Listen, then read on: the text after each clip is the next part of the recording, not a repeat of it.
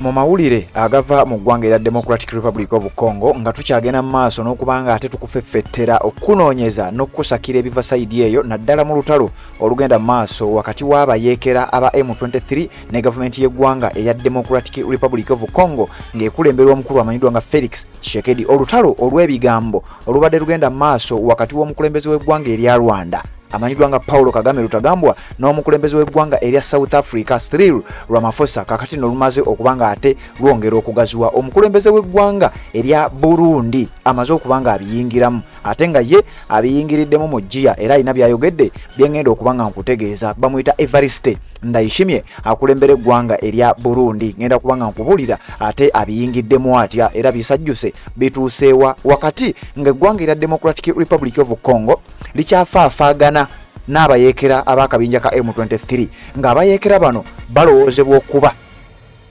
oba nga bagambibwa okubeera nti bayambibwako eggwanga erya Rwanda. Omukulembeze amanyiddwa nga Paul Kagame yavaayo n'abeegaana wabula ate statements esinga zazze ng'akola ate nga ziba baakinga. Kakati kino kireetedde gavumenti y'eggwanga erya Democratic Republic of Congo okukakasa ne reports ez'enjawulo eziva mu kitongole ky'amawanga amagatte ekimanyiddwa nga United Nations nga kitulaga ky'eggwanga erya Rwanda wamu n'eggwanga erya Uganda ge mawanga agamanyiddwa nti gali mabega w'akabinja kano akabayekera aka M23 akali mu kutigomya province emanyiddwa nga North Kivu ne gavumenti y'eggwanga eya Democratic Republic of Congo. Kakati wuliriza, waliwo bannansi b'eggwanga erya Burundi nga bano bavubuka bato bali mu myaka egisobola okulwana olutalo nga baawambibwa abamu nga badduka mu ggwanga eryo erya Burundi era nga kigambibwa okusinziira ku pulezidenti w'eggwanga erya Burundi agamba nti Paulo Kagame akulembera eggwanga erya Rwanda addira abavubuka bano abadduka mu ggwanga erya Burundi abamu nga bagenda Rwanda kukola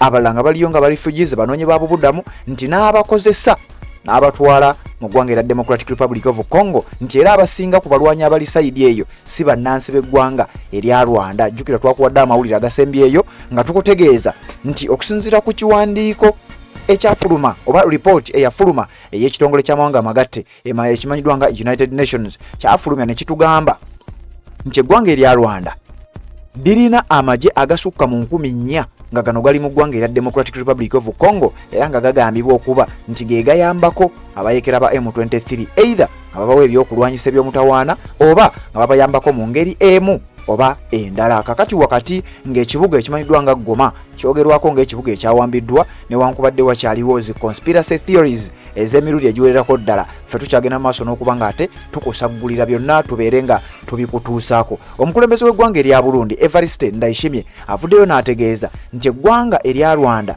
likwata abavubuka bano abali mu myaka egyandibadde gikola emirimu ne baba nga babawa training ey'ekika ekyawaggulu ennyo ne babayisa mu training eya buli kika basobole okuba nga balwanirako eggwanga erya Rwanda lisobole okuba nga liggusa interest zaabwe mu ggwanga erya Democratic Republic of Congo province emanyiddwa nga North Kivu. Jjukira nakugambye zino province ziri bbiri, waliwo North Kivu waliwo South Kivu. North Kivu eyawukana era eyawula ensalo n'eggwanga erya Uganda wamu n'eggwanga erya Rwanda, kyokka ate South Kivu era nayo eyawula ensalo ku ggwanga erya Rwanda n'eggwanga erya Burundi. Kakati omukulembeze w'eggwanga erya Burundi Evariste Ndayishimiye avuddeyo naye n'akawaŋŋamula n'ategeeza nti Paulo Kagame akulembera eggwanga erya Rwanda akozesa abavubuka bange bannansi b'eggwanga erya Burundi abavubuka abali mu myaka egyandibadde gikola emirimu n'abatwala babeere nga balwana okulaba ng'eggwanga erya Rwanda lituukiriza interest zaalyo mu ggwanga erya Democratic Republic of Congo ate nga takozesa bannansi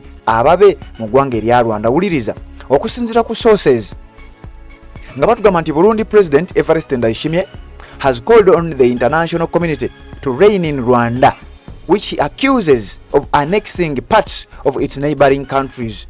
Omukulu ategeeza nti eggwanga erya Rwanda kye liri mu kukola kye bayita extremists nti bagezaako okulaba nga bawamba banneyibabe Rwanda nti egezaako okulaba ng'ewamba amawanga agamuliraanye era nga kino kiyinza okuviirako nti bw'anaamaliriza eggwanga erya Democratic Republic of Congo tewali garanti nti taalumba eggwanga lyaffe erya Burundi. Era omukulu Evariste Ndayishimiye akubidde abazungwe omulanga n'abategeeza nti bannange twagala mututaase ku musajja mukulu akulembera eggwanga erya Rwanda nti byakola mu ggwanga erya Democratic Republic of Congo bitandise okubeera nga bitweraliikiriza ffe tulowooza nti kano kandibanga kagenderere era ayinza okuva sayidi eyo najja naffe n'abeera nga atutwaliramu asobola okujja n'ava eyo najja n'aba nga awamba amawanga gonna agatandise agatwetolodde ayinza okutandika okuteekawo embeera okwagala okubeera nga afuuka ow'amaanyi mu region eno eya East Africa. Mukutu gwa Red Zone TV webale kubanga okyagoberera nkyagenda maaso n'okubanga ate nkutuusaako ebiva wakati mu lutalo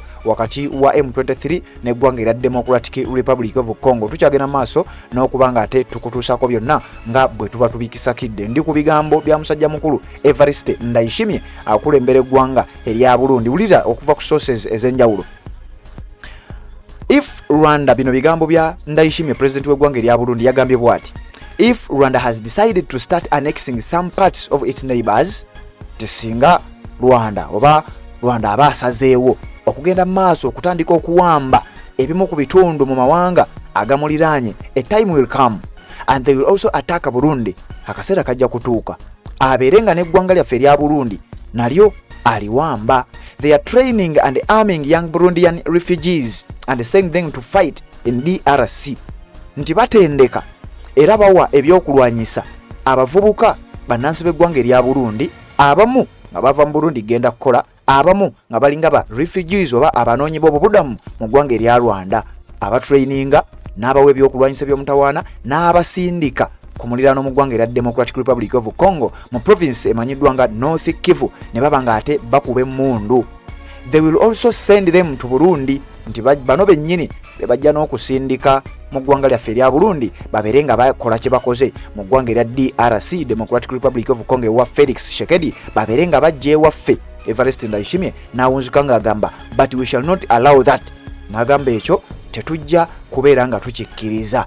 Uliza bwe yagambye: I have told Burundians, nti nagambye bannaburundi bannange oba abarundi bannange, if the international community keeps looking on, nti singa abavunaanyizibwa naddala international community wano naaba ategeeza ebitongole ebyenjawulo nga ne African Union mwogitadde, European Union nga mwogitwalidde, n'ekitongole ky'amawanga amagatte United Nations nga nakyo mwokitwalidde, nti singa banagenda maaso n'okwesulirayo gwa Nagamba ne basigala nga batunula butunuzi, we shall not do the same here in Burundi. Ffe tetujja kusigala nga tutunula butunuzi. Omukulu yategeezezza bwe kinaaba kyetaagisa ffe tujja kwekolera ku Paulo Kagame naffe nga Burundi wadde batubalanga eggwanga erimu ku mawanga agasinga okubeera amanafu, tujja kwerwanako, tujja kukola ekisoboka okulaba nga twetakkuluzaako Paulo Kagame Lutagambwa akulembera eggwanga erya Rwanda. Omukulembeze w'eggwanga erya Burundi bw'atyo bw'ategeezezza, agamba nti Kagame n'eggwanga lye erya Rwanda batraininga abavubuka abarundi ne babawa training ey'omutawaana, ne babawa ebyokulwanyisa, ne babatwala mu ggwanga erya South Africa babeere nga ate bamulwanirako interest ze abeere nga azituukiriza mu ggwanga eryo erya Democratic Republic of Congo. Webale kubanga okyagoberera najjo sinzira okubanga gyotulabira, tuwulisiganye mu updates eziddako, tukyagenda maaso n'okubanga tukusakira agava mu ddwaniro e Congo n'ebitundu byonna wano ku mukutu ogwa Red Zone TV. Sebambulidde Patrick Nzemberawo kubanga ate nkutuusaako byonna byemba nkusakidde. Assalamu alaikum wa rahmatullahi wa barakatuh. Amanya n'eddoboozi Haji Abdu omusomi w'eddua. Nkola ku nsonga ez'enjawulo, emirimu nga gikutataganyeko, ebyenfuna byo nga bidobonkanye, ne oba oli bweru wa ggwanga emirimu gya kucankalanako. Jangu kusomere ku ddua. Okuva nedda eddua zaabaawo, eddua zisomibwa, omuntu n'oterezebwa mu mbeera yonna ebadde ekusibyeko akanyaaga. Nina ekyoto kye nsobola okukumira wadde oli bweru wa ggwanga nga toli kumpi wano n'ofuna omukisa ogwo nawe n'osomerwako ku ddua nga nkuteddeko n'akabaani. Allah ajja kukusaasira, ajja kwanukula.